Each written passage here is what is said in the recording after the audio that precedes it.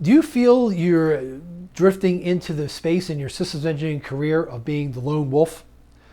I'm Raymond Wolfgang, and I'm here to help you with some tips based on my 20 years of experience that are going to help you avoid pitfalls and also crush it in your systems engineering career by looking for the right opportunities and basically excelling at your tasking and being the person that people want on your team. And today's video is about being a lone wolf and how you don't want to do this. Now, early in my career, I would receive instructions, receive tasking from my project lead, later my manager, and I'd go off and do the analysis. I worked on some GPS systems and did some other requirements analysis for some other products. And then I'd come back and give my analysis. And as a rookie engineer, rookie systems engineer, that was okay.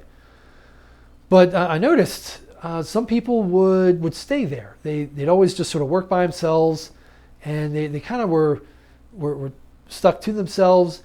We'd call them lone wolves. Okay, they did their thing, and they were useful as long as their skill set was useful.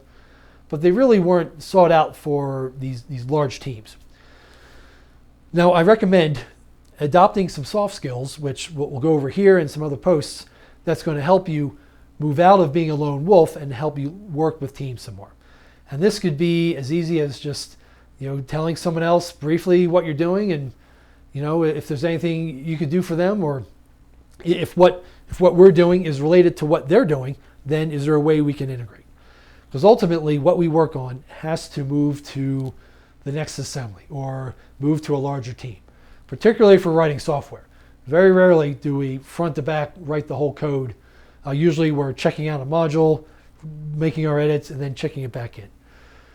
Now, it's tempting to be a lone wolf. We don't have to deal with people. There's less conflict, but again, that's going to be career limiting. Now, if you feel you are in that case, there are three things you could do. One, you just go to your manager and saying, hey, I feel I'm off by my lonesome here. I feel disconnected. Is there some other task, maybe a quick task I can do that'll help me integrate with the team? Second is to just ask, hey, are there some parameters that, when my analysis comes back, that it would help segue into the team better? Is there something the team's looking for? A lot of times, one time I asked that, and the answer I got back was, Ray, the analysis is fine. They're going to trust your judgment, but the document has to be in this format. They're expecting it in this format.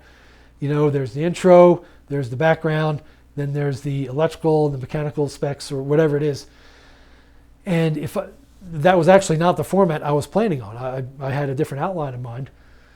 But fortunately, I was able to make a simple change, put it in how they expected to receive the information, and then it's a great report. If I had handed them something that they couldn't digest, they're like, where's the electrical? Then, even if I did great analysis, it's flat. It's like, well, Ray did okay work, and then they put the report on the desk, you go back to check an email, and we don't have the impact that we could have had. So, bottom line, avoid being a lone wolf. Try to be a team player, and for that third tip, to kind of get out of our shell, if we feel we're in a shell, is just to point out, ask colleagues. Now, not directly, but you go up with a colleague and just take brief interest in what they're working on. If they're super busy, respect that, but a lot of times people will want to share what they're doing. And we're not talking a half hour here, but maybe 5 minutes and maybe 10 minutes over there to explain some modeling. Then we can get situational awareness. That's your bonus tip. Situational awareness of who's doing what, and then for our task, let's say it's a modeling task, who could it affect? So now, when we're almost done, we can go to these other people that we've chit-chatted with earlier and say, hey, I'm almost done here. Can you take a look at the work, or am I missing something?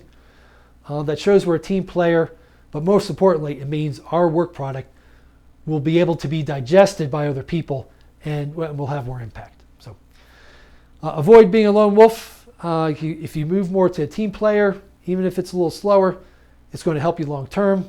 You're going to be the type of engineer that people want on their team, and you'll have a long career where you're at.